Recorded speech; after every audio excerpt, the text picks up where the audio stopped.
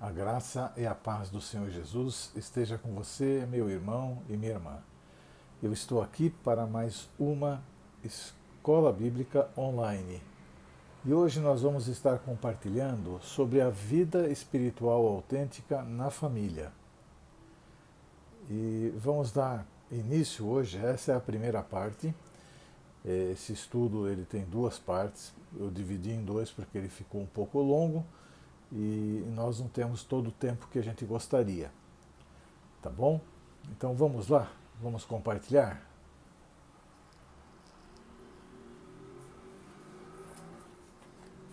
Vida espiritual autêntica em um mundo de trevas. A vida espiritual autêntica, ela deve começar dentro de casa. E ela deve começar justamente junto à esposa, aos pais, aos filhos, ao primeiro núcleo familiar. E deve se estender para os familiares, para os amigos mais próximos e assim sucessivamente. E hoje nós vamos tratar dessa questão voltada à família. Então, a palavra de Deus lá em Efésios 5, 18, ela deixa bem claro uma forma. Não se embriaguem com vinho que leva à libertinagem, mas deixem-se encher pelo Espírito, falando entre si com salmos, hinos e cânticos espirituais, cantando e louvando de coração ao Senhor, dando graças constantemente a Deus Pai por todas as coisas, em nome de nosso Senhor Jesus Cristo. Sujeitem-se uns aos outros por temor a Cristo. Amém?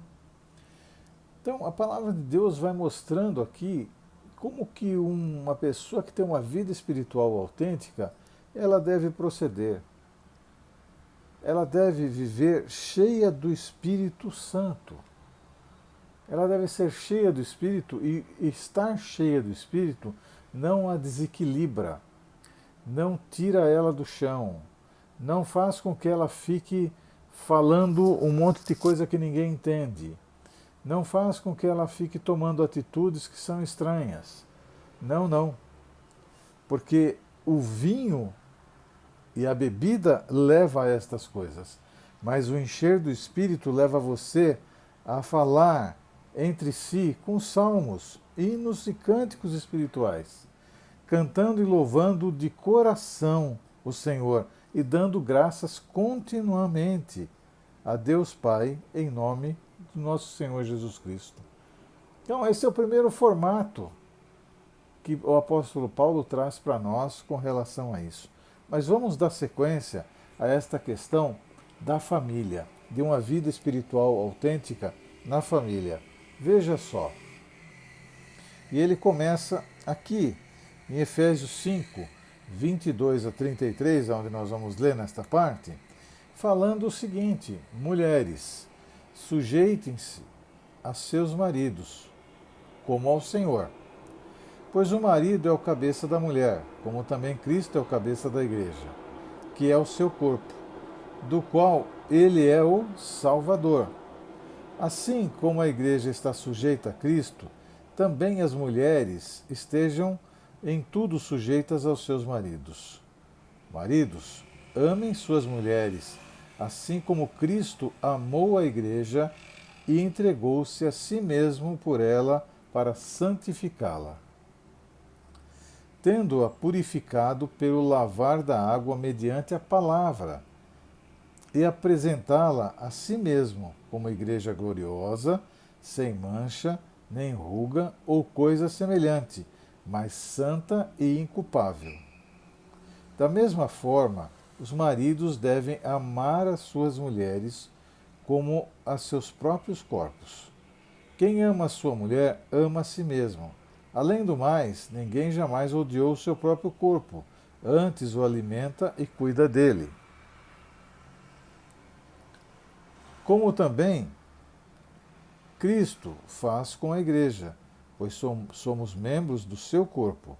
Por esta razão, O homem deixará pai e mãe e se unirá à sua mulher, e os dois se tornarão uma só carne. Este é um mistério profundo. Refiro-me, porém, a Cristo e à Igreja. Portanto, cada um de vocês ame sua mulher como a si mesmo, e a mulher trate o marido com todo o respeito. Veja só a seriedade destes versos que nós estamos compartilhando agora, falando sobre uma vida espiritual autêntica dentro da família. Precisamos entender estas coisas e precisamos praticá-las para que elas possam, de fato, fazer a diferença na vida de cada um, de cada membro da família. Porque à medida em que trabalhamos totalmente fora disso, em que a gente vive totalmente fora destas palavras dentro da família, nós, na primeira coisa que falamos com a nossa atitude é que Deus ele errou, que isso não dá para viver, que isso não é assim. É assim mesmo, meu irmão, minha irmã. Não mudou absolutamente nada. As pessoas é que mudam a sua maneira de ver a palavra e querem adequar a palavra ao seu estilo de vida, quando na verdade nós temos que adequar o nosso estilo de vida à palavra. Se a palavra diz que sim, é sim. Se a palavra diz que não, é não. Se a palavra diz que a esposa deve tratar o seu marido com todo o respeito, isso não está sob condição. E se a palavra diz que o homem deve amar a sua esposa incondicionalmente, então, claro, isso também não está em nenhuma condição. Ele deve amar e ela deve tratar com todo o respeito. Esse amor deve ser mútuo, ele deve ser algo que todos veem, que é notado por todos. Esse amor, este cuidado, esta preocupação, esse estar junto, este externar estas coisas, não deve ser só para que as pessoas vejam. Isso precisa ser vivido no lar, internamente. Amém? E tem uma palavra também para os filhos, em Efésios 6, de 1 a 4, que diz: Filhos, obedeçam aos seus pais no Senhor, pois isto é justo. Honra a teu pai e tua mãe. Este é o primeiro mandamento com promessa, para que tudo te corra bem e tenhas longa vida sobre a terra. Pais, não irritem os seus filhos, antes criem-no segundo as instruções e o conselho do Senhor. Nós sabemos, você, meu irmão, minha irmã, que é pai, mãe, que muitas vezes os nossos filhos, eles, num determinado momento, eles querem tomar um outro rumo de vida. Isso acontece quase para todo mundo.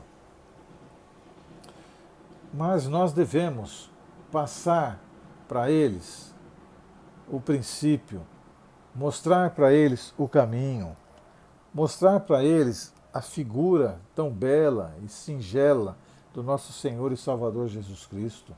E isso deve acontecer logo nos primeiros dias, quando você vai cantar para que seus filhos possam dormir, quando você vai fazer a leitura de um livro para ele. Então, desde os primeiros dias, você deve estar incutindo as coisas do Senhor em seu filho. E mesmo assim, não é garantia de que ele vá permanecer, porque isto não está sob o domínio dos pais, e não está sob o domínio dos filhos também. Mas, como pai e mãe, nós temos que ter a consciência tranquila e a segurança da palavra, que diz que devemos educar os filhos no caminho do Senhor, e até quando forem velhinhos não se desviarão dele. E o fato é que não vão se esquecer da palavra que aprenderam. Porque hoje eu tenho 61 anos e eu lembro da minha primeira professora de escola bíblica dominical, a irmã Iete. Aquilo que foi dito, a maneira com que ela tratava, a maneira com que ela conduzia, a maneira com que ela ensinava. Mais que isso, lembro dos ensinamentos da minha mãe. com relação à vida espiritual. Lembro da forma com que ela conduzia a família e da maneira tão importante, resignada e amorosa com que ela cuidava de todos e o respeito que ela tratava. Meu pai e toda a família. Então, para nós e para mim, que eu quero dizer, para mim foi um exemplo que eu levei para minha família. Para minha família, para minha esposa, para o meu filho, minha nora, né? Trouxe para o meu núcleo familiar para poder viver essa espiritualidade autêntica na família. Por que a família precisa ter esta espiritualidade manifestada? Se observarmos os problemas nas famílias, no passado, e os problemas enfrentados hoje, iremos ver a importância da espiritualidade. Vejamos, quer ver uma coisa? Olha, nas décadas de 40, 50 ou 60, as coisas eram da seguinte maneira.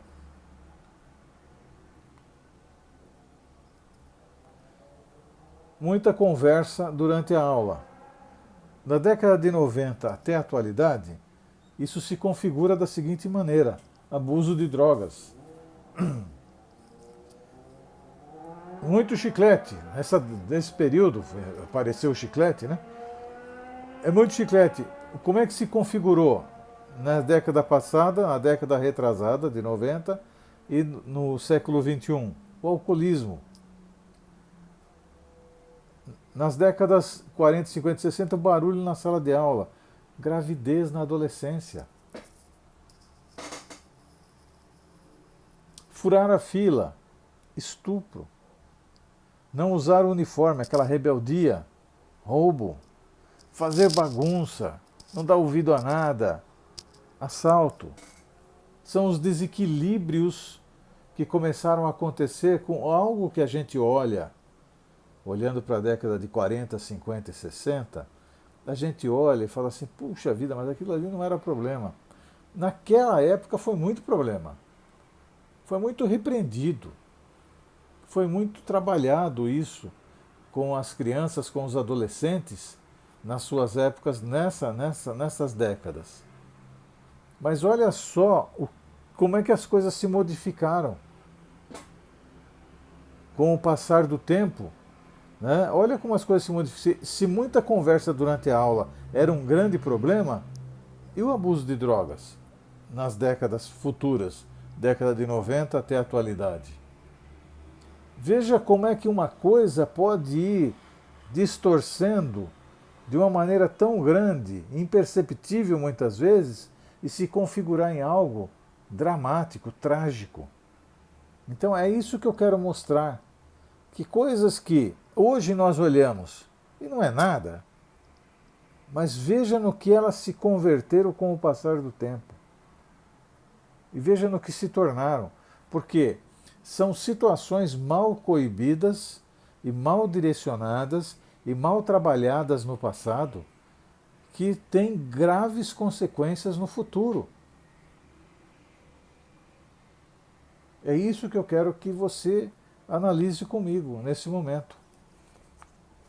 Hoje, uma minoria bem pequena das crianças passa o dia com os pais. Quer dizer, hoje não. Hoje até que está bastante, né? Por causa da pandemia, né? Mas as estatísticas mostram que as crianças passam de 7 a 9 horas na frente da televisão, ou usando o celular, ou jogando um videogame, e a atenção concentrada com os pais não chega a 5 minutos. Que mundo nós temos? Que sociedade nós temos? Uma sociedade de quem educa os nossos filhos é a televisão, é o videogame, é o celular? Esse é o mundo que nós temos? Temos a sociedade que está se desintegrando unicamente porque a sociedade é um reflexo daquilo que acontece dentro de casa, nas famílias. Até pouco tempo, o divórcio os divórcios eram muito menores, muito maiores entre os não cristãos do que entre os cristãos. Hoje está equiparado. Hoje, lamentavelmente, está equiparado. A base do sucesso da sociedade, ela é a família. E a base do sucesso familiar é a espiritualidade prática.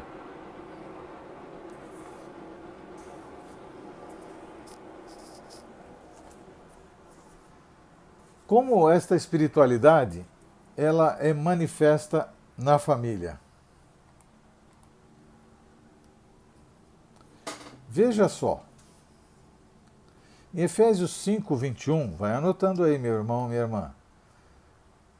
Diz assim: sujeitando-se uns aos outros. Em Efésios 5, 22 e 24, as mulheres submissas a seus maridos. Em Efésios 5, 25 a 29, os maridos amando suas esposas. Em Efésios 6, de 1 a 3, os filhos obedecendo aos seus pais.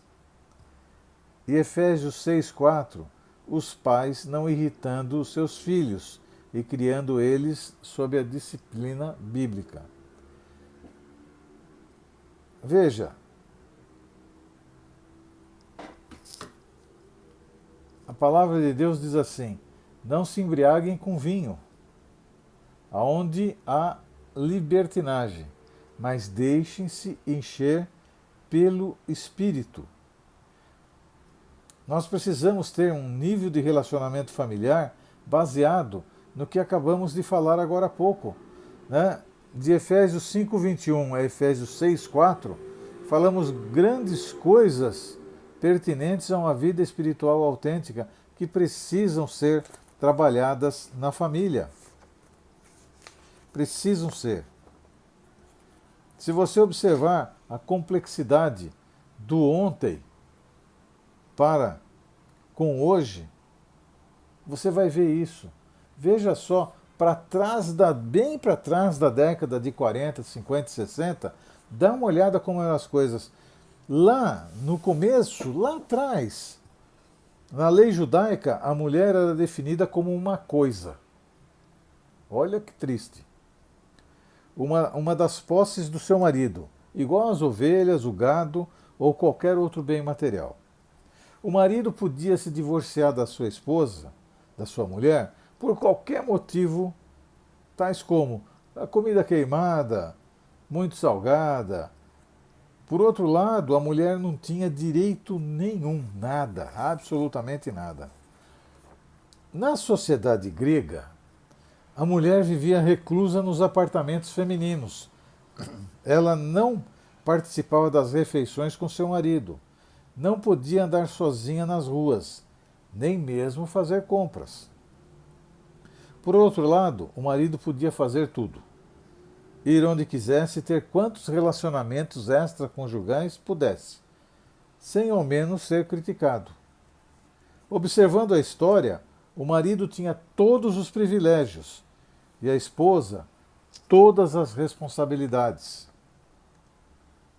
As palavras são muito importantes, mas a prática daquilo que sabemos são fundamentais. Ou seja, a nossa vida deve andar à altura das nossas palavras. Os filhos, então, naquela época, estavam sob o poder total dos pais. De que maneira isso se dava no relacionamento entre pais e filhos? Veja só, os pais podiam vender os filhos como escravos. Os pais podiam colocar os filhos em trabalhos pesados e forçados. Os pais podiam condenar os filhos à morte e executá-los. Você consegue imaginar isso? Você consegue imaginar esse tipo de coisa? Toda a responsabilidade era dos filhos e todos os privilégios eram dos pais. Um desequilíbrio total. A sociedade também sofre desse problema hoje.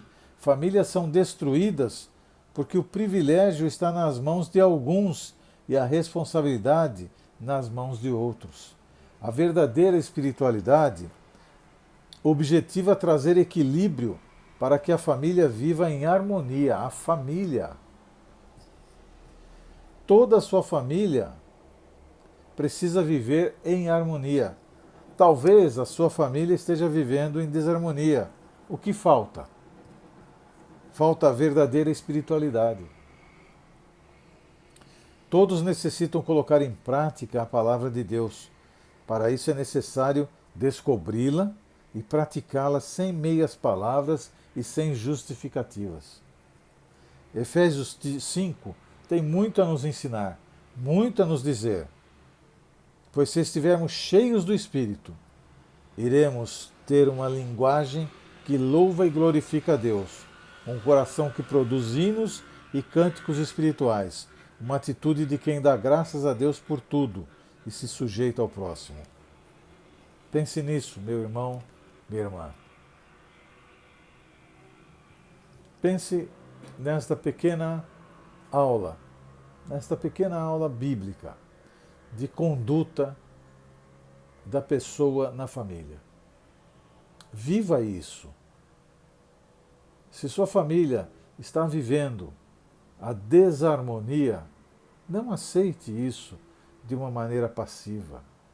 Não veja isso como um propósito de Deus para sua família. Não. O propósito de Deus para sua família é que todos cheguem ao conhecimento do nosso Senhor e Salvador Jesus Cristo e estabeleça na sua família, no seu núcleo familiar, toda a harmonia, toda a alegria e toda a paz. Você tem algumas ferramentas na sua mão que foram entregues para você hoje. Use-as. Use-as para o louvor da glória do Senhor, para a sua edificação pessoal e para a edificação da sua família. Nós vamos nos ver daqui a pouquinho no culto de fé, de esperança, de amor, onde nós vamos compartilhar uma série de coisas, vamos louvar o Senhor, participar de todos os detalhes do culto e então compartilharmos a palavra de Deus. Eu te vejo daqui a pouquinho e você me vê daqui a pouquinho também. Deus te abençoe. Até daqui a pouco. Fiquem na paz do nosso Senhor e Salvador Jesus Cristo. Pensem no que nós conversamos hoje. Até já.